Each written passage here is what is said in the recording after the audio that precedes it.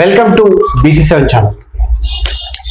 జై 5 కోట్లు, జై జై 5 కోట్లు అంటూ new India party doctor JV Raj గారు ఈరోజు మన స్టూడియో ఇంటర్వ్యూకి రావడం జరిగింది. అసలు ఏంటి జై 5 కోట్లు, జై జై 5 కోట్లు? ఎందుకంటే చూడంగానే నన్ను ఈ పాంప్లెంట్ తను ఇచ్చేయడం జరిగింది. చూడంగానే నన్ను ప్రధానంగా ఆకర్షించింది. 5 కోట్ల పథకం, జై జై 5 కోట్ల పథకం అసలు ఏంటి, దీని గురించి పూర్తిగా డీటెయిల్ తెలుసుకునే ప్రయత్నం చేద్దాం. నమస్కారం రాజు గారు. సరే, ఏంటి అసలు ఈ జై 5 కోట్లు, జై జై 5 కోట్లు అసలు ఏంటి? వాస్తవానికి ఇది మా ప్రధాన ఉద్దేశము. ఇది భారతదేశం నుంచి కులాన్ని రద్దు చేయాలి. ఈ కులాన్ని రద్దు చేయాలి అనే అంశము అంత ఈజీ కాదు. కాబట్టి దానికి ఒక పథక రచన చేయడం జరిగింది. ఎలా రద్దు చేయొచ్చు, ఎవరైతే కులాన్ని కలిగి ఉన్నారో వారి ఆమోదంతోనే కులాన్ని రద్దు చేసే ప్రక్రియను చేపట్టి దాన్ని ప్రజల్లోకి తీసుకెళ్ళడం జరుగుతుంది. అయితే ప్రధాన అంశం కుల నిర్మూలన, కులం పూర్తిగా కూడా చేయాలి.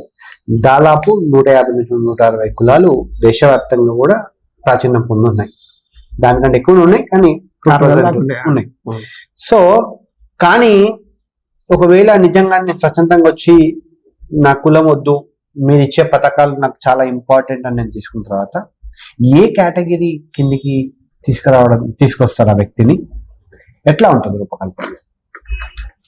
ప్రస్తుతము రిజర్వేషన్ల బేస్ మీద పలు కేటగిరీలుగా విభజించబడి ఉంది సమాజం.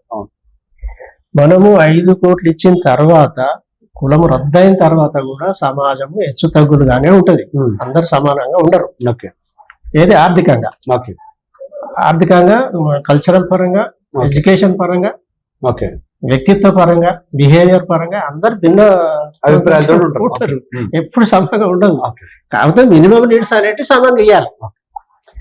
అయితే మనము ఈ కులాన్ని నిర్మూలించిన తర్వాత కూడా ఒకానొక సందర్భంలో కొంతమంది వెనుకబడిపోయినట్టుగానో, కొంతమంది అశ్రద్ధకు అయినట్టుగానో కనిపించవచ్చు. అప్పుడు మరో పద్ధతిలో మనం తెచ్చుకోవచ్చు. రిజర్వేషన్ అనేది అది తీసేసుకోవచ్చు, తెచ్చుకోవచ్చు, కాలానుగుణంగా మార్పు చేసుకోవచ్చు.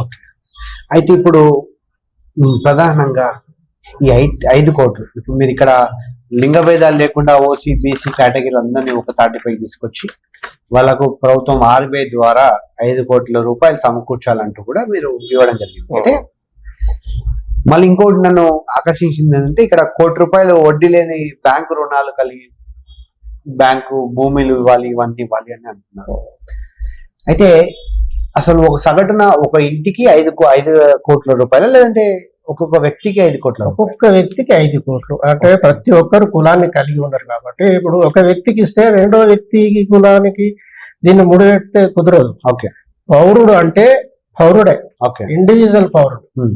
ప్రతి వ్యక్తికి భారతదేశం పైన సమాన హక్కు కలిగి ఉంటాడు. ప్రతి సిటిజన్.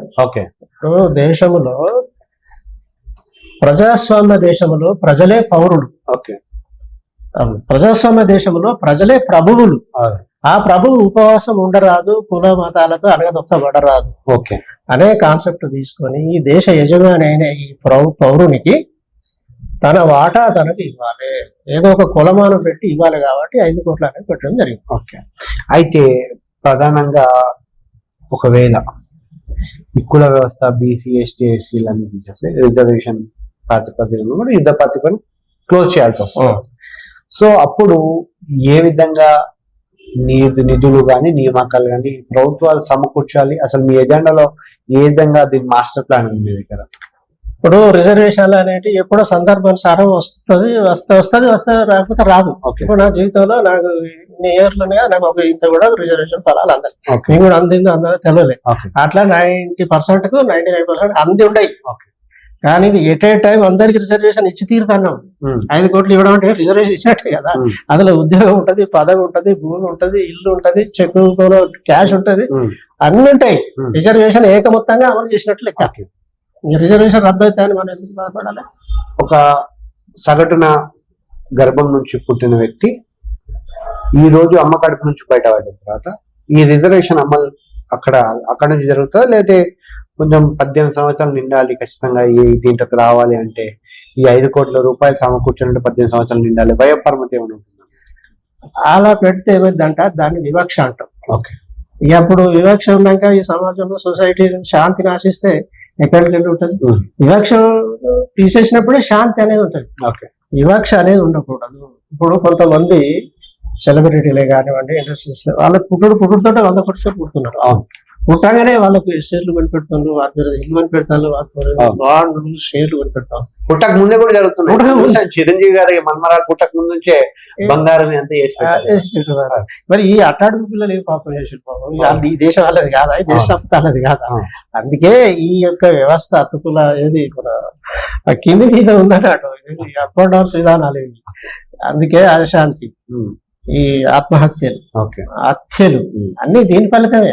అందరికి మినిమం నీడ్స్ అందకనే. కాబట్టి ప్రతి ఒక్కరికి మినిమం నీడ్స్ ఇచ్చే ఉద్దేశమే 5 కోట్ల పథకం. అయితే ఒకవేళ నిజంగానే మీ ఉద్యమం ఈ 5 కోట్ల ఉద్యమం మాస్టర్ ప్లాన్ ఏంటి అసలు? ఎట్లా కేంద్ర ప్రభుత్వం దగ్గరికి రాష్ట్ర ప్రభుత్వం దగ్గర చేర్చే ప్రయత్నం చేస్తా ఉన్నారు?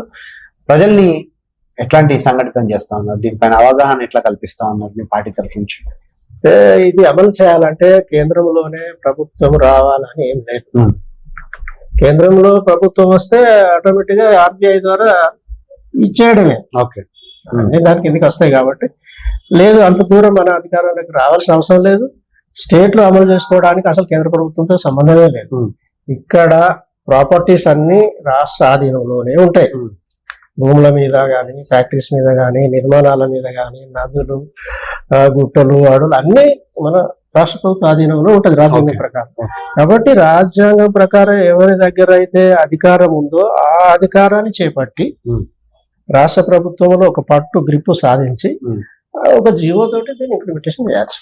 కానీ నేను ఎందుకో సాధ్యపడదు అని అనుకుంటున్నాను. ఎందుకంటే కుల వ్యవస్థ అనేది అక్కడ నుంచి కూడా మార్పులు జరగాలి, కేంద్రం నుంచి కూడా మార్పులు జరగాలి. ఇప్పుడు మనం చూస్తా ఉన్నాం, సెన్సెక్స్ జరుగుతూ ఉంది. ఇప్పుడు అందరూ కూడా చూస్తాను మనం అన్ని రాష్ట్రాలకు సంబంధించి ఖచ్చితంగా ఎస్సీ ఎస్టీ బీసీ వర్గాలు ఎక్కడున్నో ఖచ్చితంగా మాకు క్లారిటీ తోటి వాళ్ళు ఎవరు ఏం వృత్తుల్లో ఉన్నారంటూ కూడా ప్రజా సంఘాలు చెప్తా ఉన్నాయి. కానీ అక్కడ నుంచే రావాలి. ఒకవేళ నిజంగానే ఒక ఎగ్జాంపుల్ తెలంగాణ వరకే ఇలాంటి వ్యవస్థ తీసుకొస్తే అక్కడేం అంటే అక్కడ ఏం ప్రాబ్లం కాదా? కేంద్రంలో కేంద్రానికి కులానికి సంబంధమే లేదు. నా కులం నేను తీసేసుకుంటా, కేంద్రం ఎవరు? కేంద్రానికి ఏం హక్కు ఉంది? నేను నిలబెట్టింది కేంద్రం, నేను నిలబెట్టి కూర్చోబెట్టింది అది కేంద్రం. అది నేను నా కులాన్ని నేను తీసేసుకున్నప్పుడు కేంద్రంగా నాకు పెత్తనం చేయాల్సిన అవసరం లేదు, పెత్తనం చేసే హక్కు కూడా లేదు. నా కులాన్ని నేను తీసేసుకుంటాను, నా వాటాన్ని తీసుకుంటా దేశం నుంచి. ఇప్పుడు కూడా కొంతమంది మీరు చూస్తున్నట్టు కొంతమంది నాకు కుల వ్యవస్థ వద్దు అంటూ కూడా ఎంఆర్ఓ దగ్గర పోయి ఆర్జీలు పెట్టుకుంటున్నారు. చూస్తూ ఉన్నాం, రీసెంట్ గా కూడా జరిగినాయి కూడా జరుగుతుంది. సో అలానే ఇంకా కొంతమంది పరిచయం తర్వాత ఇప్పుడు 5 కోట్లతోటి వాళ్ళకి ఏం అంటే ఒక ఆర్జించిన తర్వాత వాళ్ళ కులం మొత్తం రద్దయిన తర్వాత ఎటువంటి ఫలాలు ప్రజెంట్ అందట్లేదు. వీళ్ళందరినీ కూడా అదే కోవకు తీసుకొచ్చే ప్రయత్నం మీరు ఏం చేస్తా ఉన్నారు? ఇప్పుడు సపోజ్ సార్, నాకు మన ప్రభుత్వం వచ్చింది, కొంతమంది దరఖాస్తు చేసుకున్నారు, సార్ మాకు ఫలాలు ఇవ్వండి, మీరు ఈ విధంగా ఇస్తా అన్నారు, అధికారంలోకి వచ్చింది, మాకు ఏం ఇస్తారో ఇవ్వండి అని చెప్పి వాళ్ళు దరఖాస్తు చేసుకుంటూ ఉంటారు. ఏది మీ సేవలో అవన్నీ చాలా అయితేనే ఉంటాయి అన్నట్టు. నచ్చిన దరఖాస్తు వచ్చినట్టు చాలా అయితేనే ఉంటుంది. పెట్టుకున్న వాళ్ళు ఉన్నారు, పెట్టుకునే వాళ్ళు కూడా ఉంటారు. పెట్టుకొని వాళ్ళ పరిస్థితి ఏంది? కులం ఉంచుకుంటారా? ఉంచుకుంటే ఉంచుకో, అది నీ వర్క్. రాష్ట్ర ప్రభుత్వం ఇప్పుడు రాష్ట్రంలో సంబంధించి ఏ ఫలాలు కూడా మీకు అందవు. మీకు అత్తే ఇమీడియట్ గా మీ ఫలం మీకు ఇస్తారు. ఏది ప్రభుత్వ రికార్డు నుంచి మీకు క్యాష్ వెళ్ళిపోతుంది. వీళ్ళు కులం వద్దని చెప్పి సగానికంటే ఎక్కువ జనం వచ్చినప్పుడు మీరు కులాన్ని ఎట్లా పెట్టుకుంటారు? మీరు క్షేమంగా ఫీల్ అవుతారు కదా. మీరు దేశద్రోహి కింద ముద్ర పడిపోతారు. జీవో తెస్తాం, కులం అట్టు పెట్టుకుంటే దేశద్రోహి కింద లెక్క. అట్లా తీసుకురావాలంటారు, తప్పదు. అయితే ఇప్పుడు మనం చూస్తా ఉన్నాం, ఇస్లామిక్ అని క్రిస్టియానిటీ అని, ఒకవేళ కుల వ్యవస్థ తీస్తే అక్కడ సైడ్ వాళ్ళు కూడా ఒప్పుకునే ప్రయత్నం చేస్తారు, కేవలం హిందువుల వరకే పరిమితమై. హిందువులు, ముస్లింలు, క్రిస్టియన్లు, బౌద్ధులు, జైనులు, సిక్కులు, అన్ని మతాల వాళ్ళు మతం లేని వాళ్ళు కూడా భారతదేశంలో ఉన్న 150 కోట్ల మందికి కులం ఉన్నది, ముస్లింస్ కూడా. వారు ఏదో గ్రూప్ లోకి వచ్చేస్తారు, ఓసీ కిందికో బీసీ కిందికో ఏదో గ్రూప్ లో ఉండే ఉంటారు. కాబట్టి అందరు కులాన్ని, అందరి వ్యక్తిగత కులం ఉంది, అందరికీ ఫలాలు వర్తిస్తాయి, అందరికీ కులాలు తీసేయబడతాయి. అంటే నా ప్రశ్న మీకు అర్థం కాదు. ఇప్పుడు ఒకవేళ ఒక ఇస్లామిక్ సంబంధించిన వ్యక్తి ఉన్నాడు, రైట్? తను ఇస్లాం సంబంధించి కొన్ని సయ్యద్ కుటుంబాలన్నీ కూడా బీసీలకు రావడం జరుగుతుంది. సో ఇప్పుడు మీరు చెప్పే ఈ 5 కోట్ల ఏదైతే మొత్తం నిర్మూలన జరగాలంటున్నారో, కులాలు వేరు, ఈ కేటగిరీలు వేరు. కేటగిరీలో మనం ఓసీ, ఎస్టీ, బీసీలకు ఇట్లా డివైడ్ చేస్తాం. కులాలు గౌడు, ముద్రాజు, పద్మశాలి ఇట్లా మనం అనుకుంటాం. కానీ వీళ్ళకు ఎట్లా వర్తిస్తుంది? ఇప్పుడు ఇస్లామిక్ వాళ్ళకు ఈ కులాలు అంటే ఏవి లేవు కదా, వాళ్ళు ఎట్లా తీసుకొస్తారు? అసలు ఈ కోవకి ఎట్లా తీసుకొస్తారు వాళ్ళు? అంటే మనకు లేవని అనిపిస్తుంది. వాళ్ళలో కూడా ఓసీ కిందికో బీసీ కిందికో వస్తారు వాళ్ళు కూడా. ఇది కేటగిరీ అవుతుంది, కులాల కేటగిరీ. ఓకే, ఇప్పుడు కేటగిరీ అంటేనే క్యాస్ట్, క్యాస్ట్ అంటేనే కేటగిరీ. ఓకే, దానికి దీనికి తేడా ఏం లేదు, బొబ్బకు పురుషులు అటు ఇటు అంతే. ఓకే, అందరూ కులం ఉన్నది. ఓకే, ఏదో ఓసీ కిందికో బీసీ కిందికో ఏదో ఒక గ్రూప్ చెందిన వారే. ఓకే, కాబట్టి వారి మత విశ్వాసాలకు అభ్యంతరం లేనంత వరకు కల్పించకుండా ఈ యొక్క కులం అనే ఒక అంశాన్ని తీసుకొని ఆ ఓసీ అనే గీతాన్ని మలిపిస్తాం. ఓకే, అప్పుడు సమానత్వం, క్యాస్ట్ పరంగా సమానత్వం వస్తుంది, ఎవరికి కూడా ఏ దోషణ ఉండదు. Social equality, caste social equality.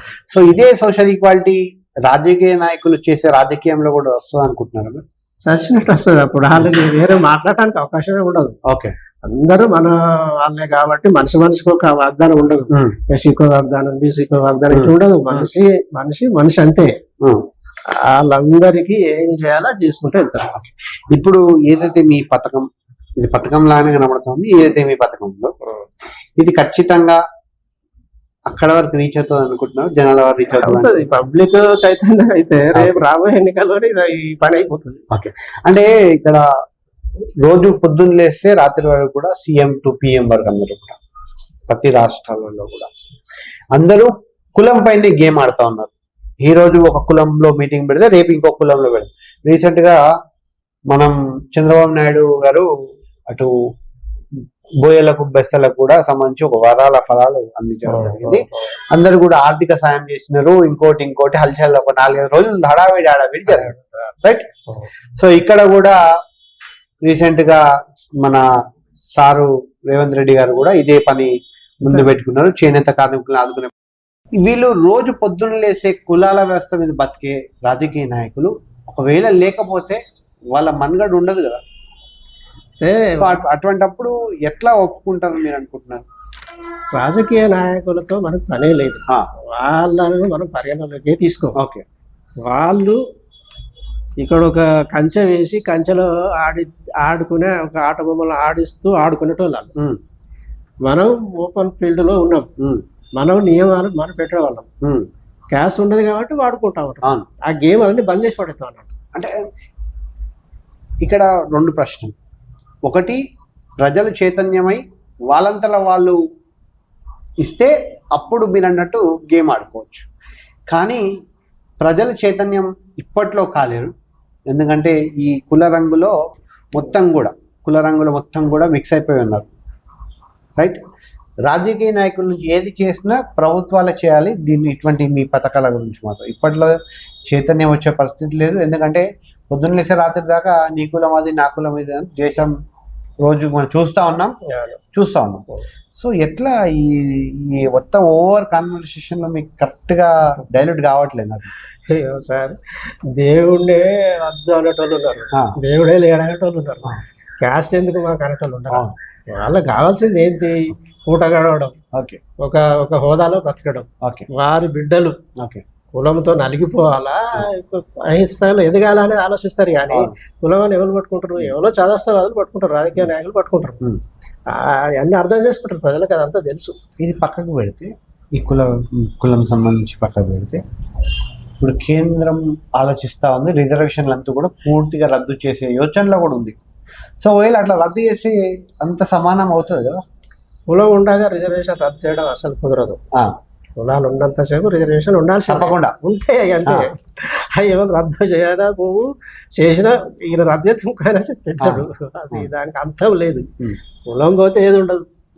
రీసెంట్గా ఈరోజు మార్నింగే నేను ఒక న్యూస్ చూశాను, మీ దాకా వచ్చిందో రాలేదు తెలీదు, అంశం వచ్చిందిగా చెప్పి ఇద్దరు అమ్మ నాన్న ఇద్దరు ఐఏఎస్లు బాబు కోసం రిజర్వేషన్ కోసం అప్లై చేసుకున్నారు. సుప్రీంకోర్టు మొట్టికాయలు వేసింది. సో అంత పెద్ద స్థాయిలో ఉన్న వ్యక్తులు నిజంగానే వాళ్ళకు రిజర్వేషన్ అవసరం పడుతుందా? అది సుప్రీంకోర్టు మిస్టేక్. అది సుప్రీంకోర్టుకు మొట్టికాయలు వేయాల్సిన అవసరం లేదు. ఎందుకంటే వాళ్ళు నియమం తప్పిపోలే. ఇద్దరు కలెక్టర్స్ అయినా కూడా నియమం ప్రకారం ఒక రూల్ ప్రకారం ఫెయిల్. మీకు లేదన్నాక ఎందుకు పోతారు వాళ్ళు? మీకు నిజంగా ఈ కేటగిరీలోకి వచ్చిన తర్వాత మీకు ఉండదు అని చెప్పేసి ఇక లొల్లేపోతుంది. అప్పుడు కులాలు లేవు కాబట్టి అప్పుడు వేరే రకమైన రిజర్వేషన్లు ఉంటాయి. ఇది ఈ పద్ధతిలో ఉన్నాయి. ఓకే, ఏ సమస్యను బట్టి ఆ పద్ధతి వస్తుంది. ఓకే, ఇప్పుడు నిజంగానే ఒకవేళ ఈ వ్యవస్థ మొత్తం కూడా జరగాలంటే రాజ్యాంగ సవరణ అవసరమా, లేదంటే రాజ్యాంగాన్ని కొత్తగా మీరు రచించాలా? రాజ్యాంగాన్ని ముట్టుకోవాల్సిన అవసరమే లేదు. రాజ్యాంగంలో ఆల్రెడీ రాయబడే ఉన్నాయి, అంత సమానమే అని. ఆ సమానానికే మనం రాజ్యాంగ పరిధిలోనే ఈ విధానాన్ని రూపొందించుకోవడం జరిగింది. రాజ్యాంగాన్ని సవరించాల్సిన అవసరం లేదు, రాజ్యాంగంలో ఎలాంటి మార్పులు చేయాల్సిన అవసరం లేదు. అయితే వాస్తవానికి ఇప్పుడు రీసెంట్గా మనం మహిళా బిల్ అంటూ కూడా చూసినాం. వాస్తవానికి కేంద్ర రాష్ట్ర ప్రభుత్వాలు బిల్లుని అమలు పరచాల్సిన అవసరమే లేదు తలుచుకుంటాయి. అది మీకు తెలుసు, మాకు తెలుసు. సమాన హక్కు ప్రతి ఒక్కరికంటూ అటు సుప్రీంకోర్టు న్యాయస్థానం చెప్తానే ఉంది. ప్రతి ఒక్కరు ఆడ మగ లింగభేదం లేదు, ప్రతి ఒక్కరు కూడా సమానం అంటూ చెప్తా వస్తుంది. కానీ కేంద్రం మొన్న రీసెంట్గా ఏదైతే బడ్జెట్ సెషన్లో మహిళా బిల్లుని సంబంధించి ముందు తీసుకొచ్చిందో, సో అట్లాంటి బిల్లులు వస్తే ఇవన్నిటికీ కూడా ఆదరణ ఉంటుందా ఖచ్చితంగా? అయితే క్యాస్ట్ వేరు, కల్చర్ వేరు. ఓకే, మహిళ అంటేనే కల్చర్. గాజులు వేసుకోవడం, బొట్టు పెట్టుకోవడం, కాలి కట్టుకోవడం, కుంకుమ పెట్టుకోవడం, బట్టలు పెట్టుకోవడం, చీర, ఇది ఒక కల్చర్ అన్నమాట. ఓకే, అయితే ఈ మహిళను మనం ఏం చేసాము, బందీ చేసాము. ఓకే, కాబట్టి వాళ్ళకు ఈ పొలిటికల్ రిజర్వేషన్ ఇవ్వడం జరుగుతుంది. ఇప్పుడు మనము ఇది రిజర్వేషన్ కాదు, బందీ కాదు, ఆమెను ఒక ఫ్రీ బాడీ చేస్తాం. ఎకనామిక్గా ప్రతి మహిళకు 5 కోట్ల రూపాయలు ఆమె అకౌంట్లో పడితే ఆమె సంసారము ఎంతో అన్యోన్యంగా, ఇక సంసారాలు కూలిపోవడం అంటే ఉండదు. అసలు కోర్టు కేసే పోదు, పోలీస్ స్టేషన్ మూతలు పెట్టుకోవాలి, కోర్టు న్యాయస్థానాలు మూత పెట్టుకోవాలి, ఇతర నుంచి కూర్చోబెట్టి పోషిస్తాం అంతే. ఇప్పుడు ఎమర్జెన్సీకి పని చేస్తారు అంతే. 99%. ఓకే, ఇప్పుడు దాదాపు 10-15% పబ్లిక్ సమస్యలు ఇరుక్కుపోయి పోలీస్ స్టేషన్ కోర్టులో, అది 99%కు సేఫ్ సైడ్ అయిపోతుంది. ఒక 1% ఉంటుంటుంది, ఎందుకంటే ఒక్కొక్కరి గుణం ఒక్క రకంగా ఉంటుంది కాబట్టి 1% కాదనలేదు. దానికోసమే స్టేషన్లు కోర్టులు ఉంటాయి. చూస్తాను. అంటే మెయిన్గా భార్యాభర్తలకు సంబంధించి ఆర్థిక సంబంధించిన వరకు మాత్రం చాలా వరకు కోర్టులకు వెళ్తూ ఉన్నాయి. ఓకే, అయితే నాకు మీద ఇక్కడ 6వ అంశంలో 7వ అంశంలో ప్రతి కుటుంబంలో 4 ఉంటే 4కు వర్తింపజేయాలి మా పథకం అంటూ కూడా ఒకటి తీసుకొచ్చారు ఈ పేపర్లో. ఒకవేళ మా ఇంట్లో 7 మంది ఉన్నారు, ఓకేనా, 7 మందికి సంబంధించి దాదాపు 45 కోట్ల రూపాయల వరకు వస్తాయి.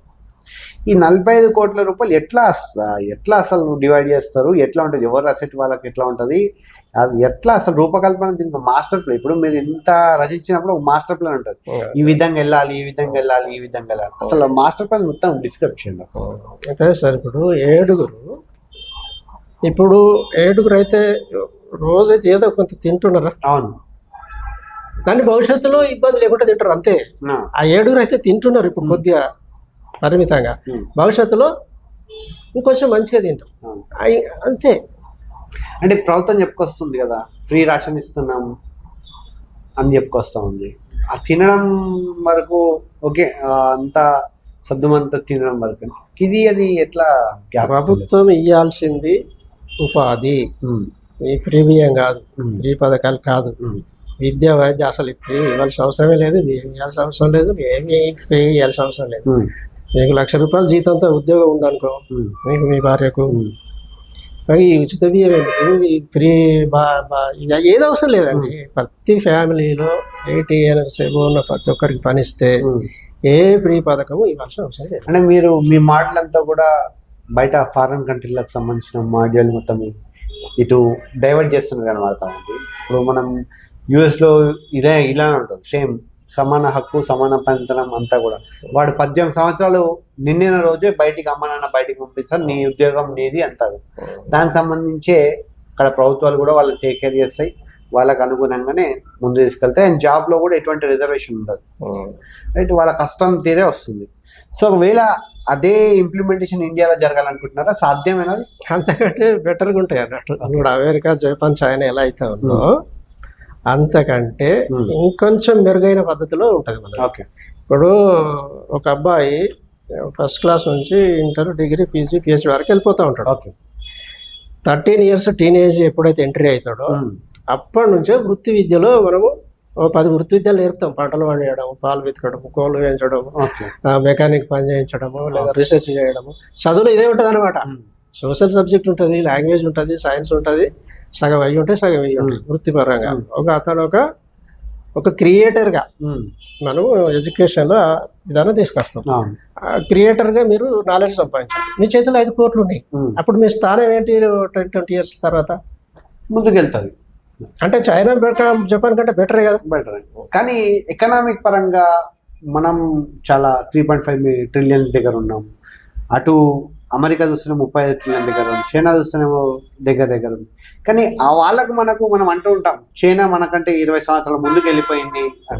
కానీ ఆ 20 సంవత్సరాల ముందుకు వెళ్ళిపోయిన చైనాని భారత్ ఈ పథకంతో ముందుకు తీసుకెళ్ళచ్చు. చైనా అమెరికాను 30 years లో దాటేస్తాం. ఓకే. ఇప్పుడు రాజకీయ చెప్తున్నారు కదా, ఖచ్చితంగా మేము మరికొద్ది రోజుల్లో ముందుకు పోతుంది, అమెరికాని బీట్ చేస్తామంటారు. చేస్తారు కావచ్చు, చేసుడు కాదు. మన కోటికి లేని వాళ్ళు అట్లే ఉంటారు, ఇల్లు లేని వాళ్ళు ఇల్లు లేని అట్లే ఉంటారు, మంచినీళ్ళు లేని వాడు మంచినీళ్ళు లేని అట్లే ఉంటాడు. ఈ ఉచిత బస్సు, ఈ ఉచిత బియ్యమే ఉంటాయి. ఎదిగేటోడు ఎదుగుతాడు 1,00,000 కోట్లకు, కానీ ఈ ప్రజలకు ఏముంటుంది. అప్పుడు ఎదిగిపోయేది ఏంటి? నేను తింటా, మీరు ఉపవాసం, మీ ఎదిగి ఏమి లాభం, ఎన్ని ట్రిలియన్ వచ్చి ఏమి లాభం? అందరు ఎదిగినప్పుడే దానికి ఒక అర్థం ఉంటుంది. అయితే తెలంగాణ ఏర్పడిన తర్వాత తొలి ముఖ్యమంత్రి కేసీఆర్ గారు ఒక సభలో నా మనమడు ఏ సన్న బియ్యం తింటున్నాడో అదే సన్న బియ్యం పేదలకు, బడుగు వాళ్ళకి అందరూ కూడా అదే తినాలి, ఎక్కడ చదువుకుంటున్నాడో అదే స్కూల్ స్థాయిలో నా మనోడు కూడా చదువుకోవాలి అని అన్నాడు. ఎక్కడ కూడా అమలు చేయలేదు. అదే స్లోగన్ చేస్తూ ఇప్పుడు రేవంత్ రెడ్డి ప్రభుత్వం కూడా ఆచరణలో చేస్తూ ఉంది. అండ్ రీసెంట్గా 2 రోజుల కింద మీరు అన్నట్టు క్రియేటర్స్ని పెంచాలి అంటూ కూడా కొంతమంది ఈ కులాల కులాల పేరు చెప్తూ క్రియేటర్లను పెంచే ప్రయత్నం చేస్తూ ఉన్నారు. ఇప్పుడు కూడా మీకు తెలుసో లేదో, కులాలు పరంగా విద్యార్థులు ఎవరైతే డిగ్రీ చదువుకున్న తర్వాత ఈ స్కిల్ డెవలప్మెంట్ లేక ప్రభుత్వాలు దీనికి ఒక పథకాలు క్రియేట్ చేసి అక్కడ స్కిల్ ఇవ్వడం జరుగుతుంది, కులాల విభజించి. నిజంగానే అది కరెక్టా కాదా? ఇప్పుడు మన ప్రభుత్వాలు చేసే మిస్టేక్ ఏంటంటే కుర్చీలో కూర్చొని చేసే పనికి మాత్రమే స్కిల్ ఇస్తాను. ఓకే, అవును, ఇదైతే అది రాక పొలంలో దించాలి. ఈ రోజు భారతదేశంలో 60% మందికి వ్యవసాయమే ఆధారం. ఏమి ఇస్తలేరు కానీ వాళ్ళైతే కూలేసుకొని బతుకుతాను. ప్రభుత్వం నుంచి అత్యకి వ్యవస్థనే కావచ్చు, ఆ వ్యవసాయమే లేకపోతే పరిస్థితి ఏంది? ఓకే, నువ్వు ఒక ఈ స్కిల్ ఇస్తే స్కిల్ దగ్గర ఉద్యోగం ఏది, లేదా ఉపాధి ఏది? అట్టి స్కిల్ ఇచ్చి గాలికి వదిలిపెడితే తాగుపోతే తిరుగుతాడు. స్కిల్ ఇవ్వాలి. వెంటనే స్కూల్ నుంచి బయటకు రాగానే మనం అమౌంట్ ఇస్తాం.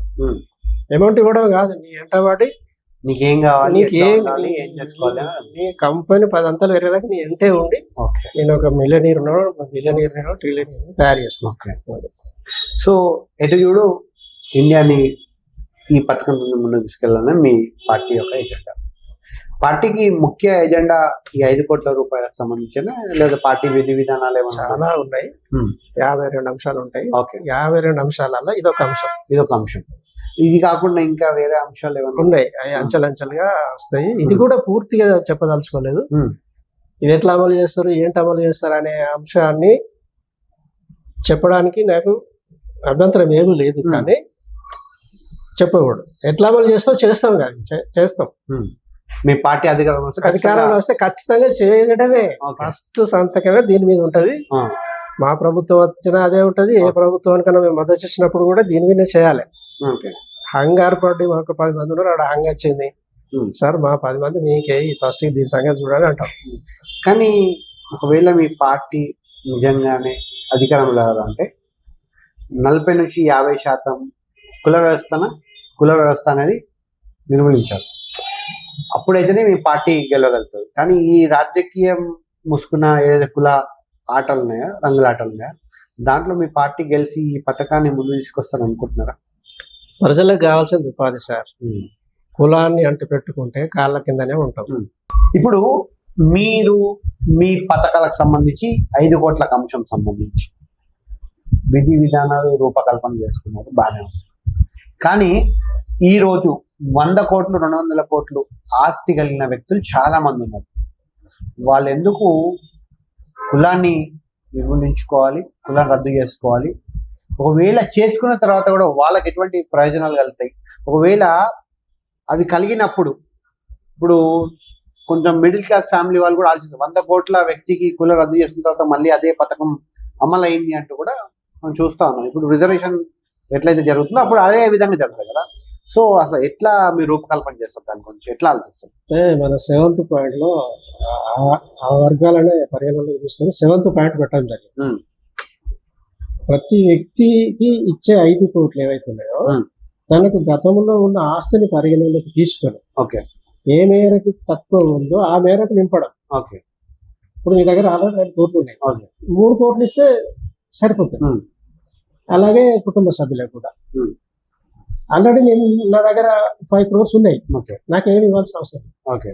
అంటే ఈ సెలబ్రిటీస్ కానీ ఇండస్ట్రీస్ కానీ ఈ కులం పేరుతో వారికి 5 కోట్లు ఇచ్చి వారి కులాన్ని రద్దు చేయాల్సిన అవసరం లేదు, వారికి 5 కోట్లు ఇవ్వాల్సిన అవసరం లేదు. గుడివిలుగా కులాన్ని తీసేస్తే వాళ్ళది కూడా పోతే గుడివిలుగా వాళ్ళకి ఏమన్నా ఇస్తే ఇవ్వచ్చు, కానీ ఇవ్వాలనే. అయితే ఇప్పుడు నాకు ఒక 10 ఎకరాల భూమి ఉంది, అమ్ముకుంటే 100 కోట్ల రూపాయలు వస్తాయి. కానీ ఈ రోజు కూడా నేను సామాన్యులాగా బతుకుతున్నాను, రైట్? సో అప్పుడు ఆ 100 కోట్ల ఆస్తి, ఆ 10 ఎకరాల ఆస్తిని చూసి దీన్ని ఇంప్లిమెంట్ ఏం చేస్తారా, లేదా నేను సామాన్యుడు గుర్తించి ఇంప్లిమెంట్ ఏం చేస్తారా? మీకున్న ఆస్తిని 4 వ్యక్తుల గల కుటుంబానికి 420 కోట్లు ఇచ్చే పథకం ఇది. మీ ఆస్తిని డిడక్షన్ చేస్తారు ఎందుకంటే ఎంత 10 కోట్లు మీరు తీసేసుకుంటారు, తీసేసుకొని ఇచ్చేస్తాం. అంటే ఆస్తి మేము తీసుకోము, అది అలాగే ఉంటది. ఏ మేరకు తక్కువ ఉందో అది మీకు ఇవ్వడం జరుగుతుంది. అయితే ఇప్పుడు అప్పుడు ఆర్థిక వ్యవస్థ కూడా చిన్న భిన్నం. ఇప్పుడు 10 కోట్ల నాకు 10 ఎకరాలు ఉందనుకోండి, దాన్ని పెట్టుకొని నేను అప్పులు అని అది అమ్మితే రేపు పొద్దున 10 కోట్లు వస్తుంది, ఇక్కడ తీర్చొచ్చు అనే బాగా ఉంటుంది. అప్పుడు ఒక మనిషి ఆలోచన ఎట్లుంటుంది అంటే, ఇక్కడ ఉంది అమ్మి అక్కడ కట్టొచ్చు అనే ప్లాన్ తోటి ఇప్పుడు సామాన్యుడు ప్రతి ఒక్కరు కూడా ఇక్కడ దిద్దాలా అక్కడ తీయాలనే ప్రసక్తే ఉన్నారు. సో అప్పుడు ఒకవేళ ఇది ఇంప్లిమెంటేషన్ జరిగితే సమానత్వం ఎట్లా ఫిల్ అవుతుంది అన్నది ఆ గ్యాప్ ఫిల్ చేయట్లేదు. ఇప్పుడు మనం చెప్పేదే కరెక్ట్ సమానత్వానికి సంబంధించిన అంశం. ఇప్పుడు మీకు 5 కోట్లు ఇచ్చి నేను కూడా 5 కోట్లు తీసుకున్నాను, నాకు ఆల్రెడీ ఆస్తుంది, మీకు ఏమీ లేదు. మీకు 5 కోట్లు ఇచ్చి నేను కూడా 5 కోట్లు తీస్తే ఇక్కడ సమానత్వం మిస్ అవుతాను. అంటే నా దగ్గర ఆల్రెడీ 5 ఉన్నాయి, 10 అయిపోతాను. మీ దగ్గర ఏమి లేదు, మీకు 5 అవుతాను. అంటే ఇంకా అసమానతలు పెంచుకొని ఇచ్చినట్టే కదా. సమానత్వం రావాలంటే నాకు 5 కోట్లు ఉన్నాయి, నాకు ఏమి ఇవ్వాల్సిన అవసరం లేదు. మీకు ఇస్తే మీరు నేను సమానమే కదా, ఆర్థిక పరంగా క్యాస్ట్ పరంగా కూడా సమానం అయిపోతాం, ఆర్థికంగా కూడా సమానం అయిపోతాం. అంటే 100% ఈక్వాలిటీకి ఇది ఒక బేసికల్ నియమం అన్నమాట. రాజులు రాజరికాల కంటే ముందు నుంచి కూడా అటు మనం ఇతిహాసాల పురాణాలు అన్నీ చూస్తా ఉన్నాం. ఈ కులాలు అక్కడి నుంచే కనబడుతూ మనకు ఉన్నాయి. సో ఒకవేళ నిజంగానే మీరు అన్నట్టు అసలు భారతదేశంలో కులాల వ్యవస్థ లేదు, మనం క్రియేట్ చేసుకుంది అని మీరు చెప్తా ఉన్నారు. కానీ చరిత్ర చూసినట్టయితే, పుస్తకాలలో చరిత్ర చూసినట్టయితే కులాల వ్యవస్థ దేవుళ్ళ నుంచి వచ్చింది అంటూ కూడా కొన్ని చరిత్ర రూపంగా కనబడతా ఉంది. నిజంగానే అంత ఖచ్చితంగా అది ఇది ఎట్లా ఉంటుంది అసలు? మనకు చరిత్రను చదువుకున్నప్పుడు సింధు నాగరికత, సింధు నాగరికత అప్పుడు కులాలు లేవు. అది మనము సొంత రాజ్యంలో మనల్ని మనం పాలించుకున్నాం, ధనరాజ్యాలు. అప్పుడు కులాలు లేవు, ప్రజలకు సమంగా అన్యోన్యంగా బ్రతుకుతారు. మధ్యలో పరాధీనమైంది దేశం పరాధీనమై మళ్ళీ వాళ్ళకి మనం ఎక్కడ ఓడిస్తాము అని మనుషులు కలవకుండా చేసి కులాలు పెట్టడం జరిగింది. అదే క్రమం ఇంకా కొనసాగుతా ఉన్నారు. అంటే కులాలు మధ్యలో వచ్చినాయి, మధ్యలో పోగొట్టాలి మనం. అంటే ఏది శాశ్వతం కాదు, కులం కూడా శాశ్వతం కాదు. చివరిగా ఒక మాట, రాష్ట్ర ప్రభుత్వం ఇదే అంశాన్ని కోటి మహిళల్ని కోటీశ్వరులు చేయాలని ఒక పథకం ముందుకేసుకోండి, సేమ్ కాన్సెప్ట్.